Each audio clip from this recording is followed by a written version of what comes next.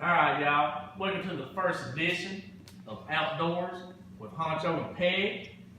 We got a new edition of the Honey Hole here coming to y'all because we know that fancy football is for only about 6 months out of the year. Y'all hold up, man. I can't even see your face, dude. I'm gonna say. Whoa, dude, what are you talking about? I can't see your face. Yeah, now Fix what's that going real quick. on? Come on up in here real quick. Get on in here to the very first edition, boys. I'm glad to have y'all with us here today. I know the podcast's been slow and we're preparing for the fantasy playoffs, but now the really important thing that's going on right now is deer season.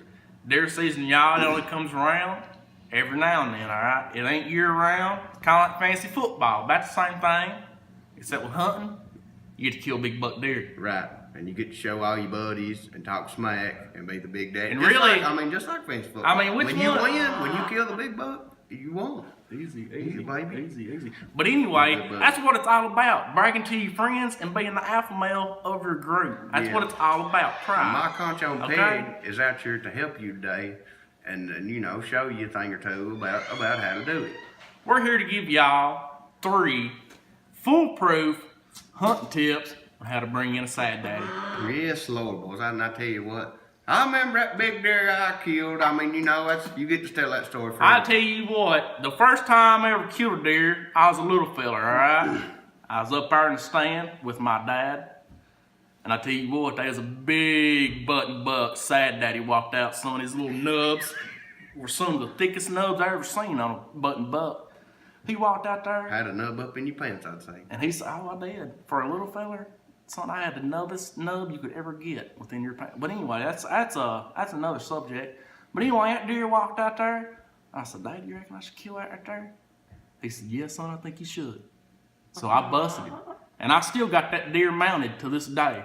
And it means a lot to me. And my first deer means a lot. That means a lot to me. And not only does that, that means a lot to you as a man. And you put food on your family's table. I sat right there. I fed my family probably for 2 weeks off that little baby button buck's meat right there. And that's good. That good and tender meat off them young deer, Lord. All right, anyway, that's another story. That tender meat, whatever. We'll get on that another day. But right now, we're gonna give you 3 foolproof tips on how to get you a sad daddy buck. And the first one is you got to have good land. If you ain't got good land, you ain't gonna kill good bucks.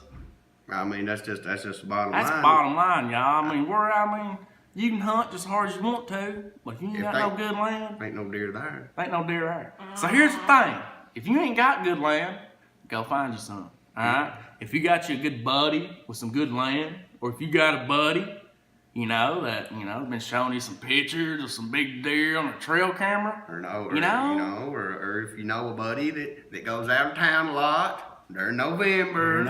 It always has that Thanksgiving. They got family out around Thanksgiving. They leave. He might have a couple big bucks on camera and be like, "Hey, man, could I maybe go up there where you've been feeding corn a salt box all year?" And I'll be like, "Well, yeah, man, I'm out of town. You might as well." Be like, "Yes, I will." And then kill their big deer. And not only that, but you got to pay attention to, if you know somebody who won't let you, horn in there a little bit, they don't really like you, you got to get in with the people with the farm next to them. Right. And you got to get the connected land. You got to get in. It's all about networking. If you ain't got the land, you got to find the land, and you got to find the pictures of the big deer. And you got to check, as the crow flies, how everything lines up in the hills, and that's the best way to do it. It's the best way. You got to figure out, first off, where they're at.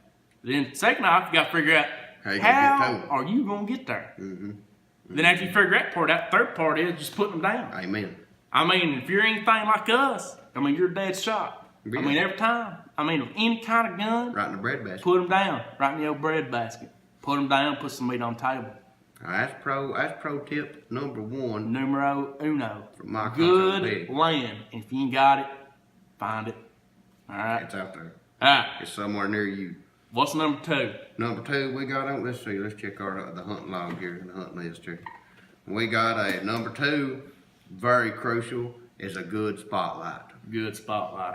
Boys, I tell you what, if you're out running around and your spotlight dies, or it ain't a casting good light, it's just a bad deal. That's just a night that ain't gonna go well. No. It ain't gonna end well. I always make sure before you leave the house that your spotlight's been charged up for the right amount of time and make sure it's gonna last the right amount of hunt that you want to hunt that night. And you got to have a good lumen count there. I don't really know exactly how the lumens goes, but you want as damn near many Now, as you what can get. what lumen count do you like the most? I like What do you prefer? as many as you can get. As many as you can get, people. That's what you want. Many as you can afford to get. I don't know Yeah. what money can buy, but you get as many as you can handle. As many as you can get on sale. Never buy a spotlight, people, full price, because they're gonna go on sale. They're gonna come out with newer, bigger ones. Just get the one on sale. Make sure it works. Right. Make sure it's charged up. Go out there and kill your big. And you know what kind of bothers me, Honcho, is that people call that, you know, when you go out like that, they call it spotlighting. And then, you know, hell, others always like to call it hunting at night. I never see no difference in A lot hunting of in the day, people, hunting at night, but you got to see, you know. They like to label it. They do. I mean, but at the same time, I mean, we're all doing this in good sport. I thought we were past Even with, that. I mean, why would you even make a spotlight if it wasn't made to hunt at night? I mean, who wants to just sit there and look at deer at night with a Well, spotlight? right. Well, what are you gonna do? You know, What are you gonna do? Well, there they are. I think it's a conspiracy. I mean, yeah, but I mean, why would the government sit here and make spotlights as many as they do, and everybody knows the government's behind it, if they didn't want us to kill deer at night? well, that's what I'm shouting. Big buck deer. And I can't believe they label it like that with a negative connotation. They sit there I and thought they make it, I were you past know, that. like they don't want us to use spotlights or I something. thought for sure we was past that in 2018. We God, pay let's good money for these spotlights. shape this country. Might as well use them. Mm. All right. Anyway, what's the third pro tip? Third pro tip is you got to have a good lookout man. A And good lookout, man. And the sub tip into this is, you know, a good lookout man knows your local game warden. Oh, He knows him well. He knows his habits. He knows when he's out, you know, out looking for people, maybe violating just a little bit.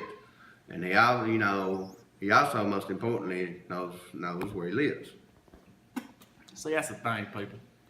If you're gonna go out here and go on a good spotlight hunt, you know, good respectable spotlight hunt, and if you can call it that, I don't know. Some people they like to frown upon it, kind of like steroids in sports, Right. PEDs, performance enhancing drugs. You know, We're just- tomatoes. You know, potatoes. Who cares? We're just performance enhanced hunters. We're just At trying to kill At night, you big deer. All right, that's our main goal here. Whenever we make these hunting videos here for y'all, the people, we just want to spread our knowledge of killing big buck deer with you all. Mm-hmm. We want you all to be able to kill big buck deer, just like us, just like we have our entire lives. But now you can't do that if you don't know your local game warden and you got your good lookout man. Mm-hmm. That's true. Got to have both of them. Got to have both of them. Got to have them executed. Execution is key. And If what, you ain't prepared before you go out, I don't know if everybody knows this move, but this is an extra pro tip. What you have your spotlight, or you know, not the spotlight man, the spotter man do is you have him. You know, first thing you do is you go check the local game warden's house, and if he's home, you know, his vehicle's home, and he's in there in the bed with his youngins, then that's when the hunt's on. If he's out, you got to be extra careful. Extra. Very remote areas only. very extra.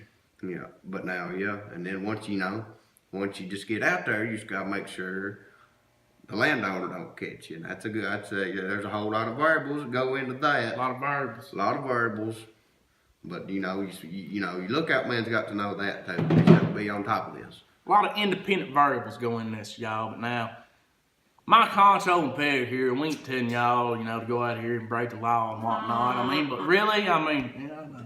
Yeah. But anyway, I mean, got to. but at the same time, I mean, who are we to deny these beautiful buck deer to be up on our wall? Mm-hmm. Who are we? I mean, And eat them at supper at our beautiful family table. set them right there, son, to make a big, you know, crock pot full of deer chili. Who are we to deny that to us and to them? Mm. I mean, these are beautiful animals that deserve to be hunted. I guess. At night too. At night too. I mean, people. I mean, don't get us wrong. I mean, we're all in this together. We all just like killing big buck deer. I mean, we do. Do you put your seatbelt every time you drive? I mean, Is it against the law every time it's you do basically it? the same thing, people. Pretty It's much. basically the same thing. Pretty much. If you're asking me. I mean, every now and then, one more. You're gonna get 4 tips for the price of 3 today. Extra tip. Yeah. Hey, Right, players behind the camera, y'all player hit that drunk call right there one time.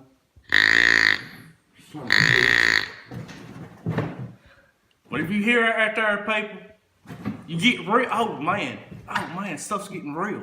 Oh man, who's that grunting? That's a big buck deer. What are you gonna do now? What are you gonna do now? Are you gonna freeze? Or are you gonna step up to the moment? Are you gonna step up and call him on in? Yeah. Oh. Yeah. There he is. Where's he at? All of a sudden, there big buck like. What? Where's he at? Big buck like. What? There.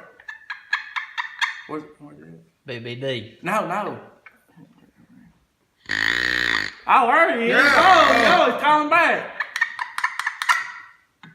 It's that easy, Come here, people. dear. It's that easy.